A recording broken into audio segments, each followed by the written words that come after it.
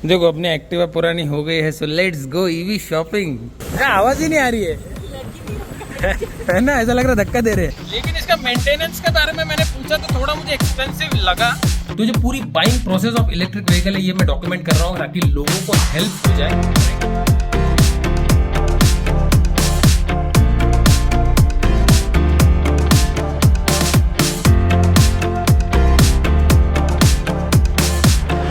तो दोस्तों जब से मैंने अपना बादल एक्सपल्स इसको बहुत ही हैवी हार्ट से बेचा है तब से मुझे सिटी कम्यूटिंग में बहुत ज़्यादा दिक्कतें हो रही है। रीज़न बिंग देखो, कार मुझे मुंबई जैसे सिटी में कार चलाना बिल्कुल भी मज़ा नहीं आता, दिमाग का दही हो जाता है। ऊपर से हर जगह कार लेके जा भी नहीं सकते। सेकेंडली अपनी जो हिमालयन है या अपनी निंजा है, ये मैं डायरेक्टली कहीं पे भी ग्रोसरी लेने या सब्जी लेने या स्पेशल मुंबई में मुझे कहीं काम है, शूट है, वहाँ पे कहीं पे भी पार्किंग करना पड़ता है, वहाँ पे मैं मेरी बाइक्स लेके नहीं जाता, मतलब राइडिंग वाली बाइक्स। एक्सपल्स की बात अलग थी क्योंकि एक्सपल्स एक बहुत ही निम्बल सिटी में भी यूज़ करने लायक मोटरसाइकिल थी। हाँ, अपने और सबकी भाभी की एक्टिवा ज़रूर है लेकिन वो बहुत पुरानी हो गई, उस पर ऑलरेडी बहुत काम कर लिया है तो वो बहुत यूज़ हो चुकी, ज़्यादा रिलायबल नहीं रही, प्लस उसकी स्टेबिलिटी इतनी खास नहीं है। मतलब मैं ठाणे में उसको घुमाता हूँ। कब से मैं सोच रहा हूँ कि अपने को एक्टिवा रिप्लेस करना है, लेकिन अभी शायद मुझे लगता है कि वो मौका आ चुका है। अब इसमें दो ऑप्शन है अपने पास। सबसे पहला ऑप्शन है कि मैं एक पेट्रोल स्कूटर ले लूँ, जो सबसे सेफ चॉइस है, सबसे सेफ आइडिया है क्योंकि पेट्रोल हर जगह पेट्रोल पंप होता है, प्लस रिलायबिलिटी फैक्टर का कोई इश्यू नहीं होता, प्लस लॉन्ग लास्टिंग होती है। लेकिन आपका भाई राइडर है, मोटो व्लॉगर है, और मैंने आज तक मतलब ईवी का इतना 2025 ईवी ही ईवी दिखती है रोड पे, और आज तक मैंने कोई ईवी ओन नहीं की, उसका प्रॉपर एक एक्सपीरियंस नहीं। हाँ, चलाया मैंने बहुत है लेकिन एक्सपीरियंस नहीं किया। तो मुझे लगता है कि मुझे एक ईवी लेनी चाहिए क्योंकि फिर मेरा point of view towards electric vehicles एक बन जाएगा जिसके बेसिस पे मैं आपको बहुत सारी चीज़ें शेयर कर पाऊंगा in future. Now I have to buy it, तो मैं सब कुछ आपके साथ शेयर करूंगा। राइट फ्रॉम कौन सी ईवी हम चूज़ कर रहे हैं, सोसाइटी में हमारे फ्लैट में रहते हैं तो फिर यहाँ पे नीचे में पार्किंग में प्लग पॉइंट लगाना है, उसके परमिशन, ये वो सब कुछ आपके साथ शेयर करूंगा। हाँ, अगर आपका घर इंडिपेंडेंट है तो फिर कोई प्रॉब्लम ही नहीं है। मैं सिर्फ स्कूटर चलाने वाला नहीं हूँ, आपकी भाभी भी चलाएगी ना, तो उसके हिसाब से भी स्कूटर लेनी पड़ेगी। सबसे पहले इस ब्लॉग में अपन जाके देखते हैं बजाज चेतक, जो काफ़ी पॉपुलर है, उसका नया मॉडल भी आया है। और हाँ, ये जो पूरा वीडियो है, मतलब ये जो हम खरीद रहे हैं भाई अपने पैसे से खरीद रहे हैं, तो कोई स्पॉन्सरशिप ऐसा कुछ नहीं है, ऑनेस्ट चीज़ है जो है वो बताऊँगा। इश्यूज़ है, अच्छी बात है, बुरी बात है, सब कुछ आपके साथ शेयर करूँगा। देखो अपनी एक्टिवा पुरानी हो गई है, so let's go EV shopping. अरे यार देख, अभी इसका वैसे भी बहुत पुरानी हो गई है, इसको कहीं लंबा लेके जा नहीं सकता ना, तो इसीलिए सोच तो सकते हैं ना कि एक ईवी स्कूटर लेने का। अरे पर चार्जिंग वगैरह का क्या है, मतलब अपनी सोसाइटी में पूछा है कि परमिशन मिलेगी नहीं? वो तो मिल ही जाएगी, मतलब कैसे हंसने की क्या बात है? मतलब कैसे हर 2-3 महीने में कुछ ना कुछ परचेस तो चाहिए। अरे ऐसा नहीं है ना यार, एक ईवी मुझे लगता है बीइंग अ मोटो ब्लॉगर एक ईवी होना चाहिए। और आउट ऑफ नोवेयर ईवी कहाँ से आया अब? अरे मतलब अपने को नॉर्मल स्कूटर तो लेना ही था ना, तो फिर ईवी क्यों नहीं? मतलब 100 किलोमीटर की रेंज, 120 के आसपास रेंज है, मुंबई में अपने को इनफ हो जाएगा। आई थिंक सो इनफ हो जाएगा, कभी काम पड़ा तो पता नहीं। सस्ती पड़ती है क्या पर? नहीं, अरे बहुत सस्ती पड़ती है, बहुत सस्ती। मतलब ऐसा समझ कि एक फुल टैंक, ये नॉर्मल स्कूटर में अपन 200 भी नहीं चलती यार, 150 किलोमीटर चल ना, वो ईवी 100 किलोमीटर तो लिटरली 20 रुपए में, 30 रुपए में चल जाएगी। मैंने पूरा R&D करके रखा है। अभी जा रहे हैं अपन ईवी स्कूटर देखने। अभी 2-3 मॉडल्स है, अब एक मॉडल में आज देख लेंगे। आप सजेस्ट करो कौन सी ईवी स्कूटर अच्छी है राइट नाउ इन मार्केट। अरे सडनली क्या थोड़ा टायर चेंज लगना चाहिए ना, नहीं तो बोलेंगे कि चिंगूस लोग आ गए। ऑलराइट, अभी 1-2 ही ऑप्शन सिलेक्ट करेंगे, उसमें से एक है चेतक, काफ़ी प्रैक्टिकल है। तो चेतक का नया मॉडल आया है। अब ये कोई कोलैबोरेशन नहीं है गाइस, हम ऑर्गेनिकली देख रहे हैं। बजाज? अरे बजाज का ईवी है ना चेतक, तो शोरूम ही चेतक का है, वो पुरानी चेतक का रिवाइवल है ईवी में। ये देखो, ये 5302, ये 5301, ये देखो टेक पैक के सारे फीचर्स हैं यहाँ पे। अब चलो टेक पैक तो ऑप्शनल है, लेकिन अच्छी लगी ना, अच्छी है ना, प्रैक्टिकल है यार। 10% of the cost, running cost, बस चार्जिंग का ये होना चाहिए सपोर्ट अपने सोसाइटी में। तो ये देखो 3501, इसकी डिक्की भी काफ़ी बड़ी है। अब डिक्की का कौन सा बटन है इसमें, लेकिन इसमें कीलेस है भाई, ये टॉप मॉडल है। इसमें थोड़ा सा टच स्क्रीन और ये सारे फीचर्स आते हैं, अब वो उसमें नहीं है, इसमें नॉर्मल है, तो वो भी मेरे लिए काफ़ी है। ब्लॅक, हेझलनट तो बाहेर उभा आहे, इंडिगो मेटॅलिक लास्टला, स्कारलेट रेड हा आहे आणि हा पिस्ता कलर, हे 5 कलर आहेत यामध्ये। याच्यामध्ये 4 कलर आहेत, ह्याच्यामध्ये 4 कलर आहेत, ब्लॅक, व्हाईट आहे, व्हाईट येत नाही, खूप रेअर येतो. Indigo metallic same. ये देखो भाई कच्चा खासा बूट है, काफ़ी बड़ा है, अपने एक्टिवा से तो डबल में है. 2 हेलमेट तो आराम से आ जाएगा. हाँ डीप है, ऐसा वाइड ज़्यादा नहीं है. और यहाँ पे देखो चार्ज हो रहा है, ये बाहर इसका चार्जर है, इसका चार्जर अंदर आता है. ये सॉफ्ट टच दे, ये देख चार्जिंग हो रहा है, इसका इंडिकेटर सही है, नाइस. 120 भी चल गई ना तो अपना काम हो जाएगा.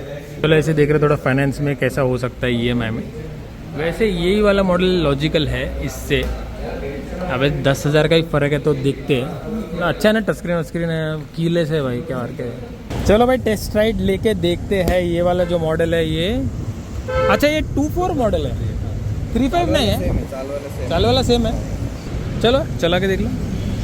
मोरलेस तेरे लिए है. आवाज़ ही नहीं आ रही है ना, ऐसा लग रहा धक्का दे रहे हैं.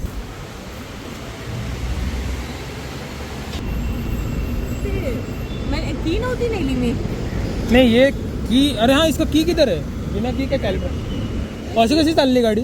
अशी चालते. जेव्हा तुम्ही जर स्टँड तिकडेच लावला असता तर गाडी तिथेच ब्रेक जाऊ. काय बोलता. ओ भाई साहब, ओ भाई छट और गया यार, इसमें आवाज़ ही नहीं आ रही है भाई. मुझे तो अजीब सा लग रहा है. वैसे काफ़ी टाइम बाद एक EV स्कूटर चला रहा हूँ, ब्रेक भी अच्छे है, ठीक है, फुल खींचती है. But I am very sure इसमें डेटा पैक ये सब डाला रहेगा, इसलिए इसमें स्पोर्ट्स मोड ऐसा कुछ मैं समझ में नहीं आया. मैं थोड़ा कंफ्यूज हूँ कि अगर ये टेक पैक डाला स्पोर्ट्स मोड एक्टिवेट होता है तो विदाउट टेक पैक ये क्या मतलब, फिर मैं फुल पावर से भगा नहीं सकता. तो शायद ऐसा नहीं है वो, थोड़ा मुझे क्लैरिटी लेना पड़ेगा, ऑनलाइन देखना पड़ेगा. लेकिन इसका मेंटेनेंस के बारे में मैंने पूछा तो थोड़ा मुझे एक्सपेंसिव लगा.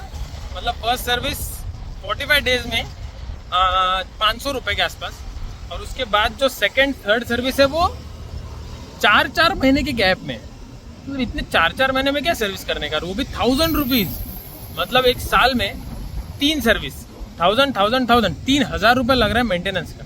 जो अपनी नॉर्मल स्कूटर होती है, हम लोग बोलते हैं इलेक्ट्रिक में मेंटेनेंस ही नहीं होता. अब मेंटेनेंस तो है ना भाई, 3,000 रुपये तो लग रहे हैं.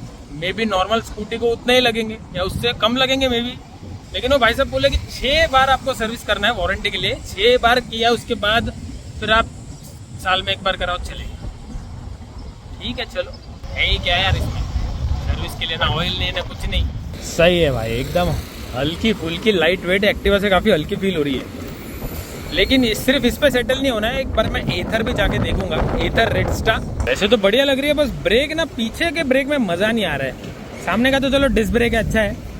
पीछे का थोड़ा आई विश बेटर होता है. मे बी ये टेस्टेड है इसलिए ऐसा लग रहा है. देखते हैं क्या लगता है. अच्छी तो है है ना, बढ़िया एकदम. चलाने को भी एकदम मस्त, ऐसे इजी टू राइड है. इजी टू राइड है. बस इसमें फास्ट चार्जिंग नहीं है, जो एथर में मिलती है फास्ट चार्जिंग, पर वो फास्ट चार्जिंग घर पे नहीं होती. वो एथर के वहाँ पे जाके फास्ट चार्जिंग कर सकते हैं. वो शायद 1 घंटे में आधे घंटे में 80% चार्ज कर देता है ऐसा. और EV कार देखना है. आज नहीं. क्यों, थक गई. चलो ठीक है भाई. ये जो दोपहर का टाइम है ना, जब अरिका स्कूल जाती है, ये टाइम मिलता है वैसे बाहर के काम करने का या कुछ ब्लॉग करने का. तो इसीलिए देख लिया अपन ने चेतक, लेकिन और एक बाइक देखनी है, स्कूटर एथर देखना है. एक्चुअली वो शोरूम थोड़ा दूर है. तो भाई EV लेने से पहले अपने को लगे कि परमिशन सोसाइटी से अपने कार पार्किंग में सॉकेट लगाने की. तो देखो ये मैंने चैट GPT से उठा लिया. अब कहाँ मैं लिखते बैठूँ, तो ये देखो मस्त लिख के दिया एकदम. इसमें से कुछ अननेसेसरी चीज़ें मैं हटा दूंगा और दे दूंगा. अब मैं अज्यूम कर रहा हूँ कि ये जल्द से जल्द हो जाए. मैंने सेक्रेटरी को पूछा है, तो देखते भाई, आई होप कि विद इन 1 वीक हो जाए. तो सबसे पहले ये करना पड़ेगा. इसके बाद इंस्टॉलेशन का फिजिबिलिटी देखना पड़ेगा, कितना खर्चा आ रहा है, इंस्टॉल हो सकता है कि नहीं, कितना टाइम लगेगा, और फिर उसके बाद हम डिसीजन लेंगे. तब तक अपन EVs देखते रहेंगे. चलो अपना लेटर रेडी. अब इसमें बेसिकली क्या लिखना होता है कि सब्जेक्ट होता है request for permission to install a plug point for EV charging, जो भी है आपकी पार्किंग में. तो इसमें कुछ कुछ पॉइंट्स देखो, जैसे ये पर्सनल 2 व्हीलर या 4 व्हीलर चार्ज करने के लिए होगा. उसके बाद फिर इंस्टॉलेशन मैं ही कराऊंगा, उसका खर्चा भी मैं ही कराऊंगा. उसके बाद अपार्ट फ्रॉम दैट ये अपने डायरेक्टली मीटर से आ रहा है, ये इसमें मैंने लिख दिया है ताकि पूरा बिलिंग और ट्रांसपेरेंसी हो. एंड दैट्स इट, बस परमिशन ग्रांट कर दो. तो ये लेटर साइन करके 2 कॉपी में दे रहा हूँ. आई होप जल्दी मिल जाए. ये लो. चलो भाई लेटर दे दिया है. अब देखते हैं कितने जल्दी अप्रूव होगा. वैसे तो मुझे लगता है कुछ है ही नहीं उसमें, बस मैडम को साइन करना है. बस परमिशन आने के बाद इलेक्ट्रिशियन को बुला के ना थोड़ा फिजिबिलिटी, मतलब कितना खर्चा है, कितना मीटर वायर लगेगी, MCB लगेगा, ये वो, तो 2-3 चीजें अच्छे से सेफ तरीके से करना चाहता हूँ मैं. और ऊपर से जो प्लग पॉइंट अपन लगाएंगे ना, तो प्लग पॉइंट मैं सोच रहा हूँ कि उसको लॉकेबल सिस्टम कुछ बना लूँ, मतलब एक प्लाईवुड का छोटा सा एक डब्बा बना लूँ, उसको वॉल पे फिक्स कर दूँ, उसके अंदर रहेगा वो प्लग और फिर बाहर से मैं उसको लॉक ताला मार दूंगा, क्योंकि सेफ्टी ना, मतलब आगे जाके कोई भी यूज कर लेगा भाई, 3 पॉइंट है, तो इसीलिए वो भी कर रहा हूँ। तो ये जो पूरा मैं कर रहा हूँ ईवी के हिसाब से, जो तामझाम कर रहा हूँ इलेक्ट्रिक स्कूटर खरीदने, मतलब कैसे सर्च करना, कौन सी बेस्ट है क्या है, उस हिसाब से पूरी सीरीज आपके काम आ जाएगी। एक बाइंग गाइड हो जाएगा ईवी स्कूटर के लिए स्पेशली, और इंक्लूडिंग द इंस्टॉलेशन, ये सब चीजें। तो जो पूरी buying process of electric vehicle है ये मैं डॉक्यूमेंट कर रहा हूँ ताकि लोगों को हेल्प हो जाए, राइट फ्रॉम इंस्टॉलेशन, कितना खर्चा, मीटर, फिजिबिलिटी, सोसाइटी परमिशन, कितना यूनिट्स होगा। मैं सोच रहा हूँ सब मीटर भी लगाऊं ताकि मैं कैलकुलेट कर पाऊँ कि कितना अपना ईवी चार्ज कितना यूनिट ले रही है, और फिर कितना खर्चा अपन एस्टिमेट लगा सकते हैं। और फिर अपनी स्कूटर जो बाइंग गाइड है, जो वीडियोस अभी आएंगे, कौन सी स्कूटर ले रहे हैं, क्यों ले रहे हैं, 2-3 टेस्ट राइड लेंगे, तो वो भी आपके काम आ जाएगा। तो I think this would be a little helpful for people जो ईवी लेना चाहते हैं। तो बने रहिए।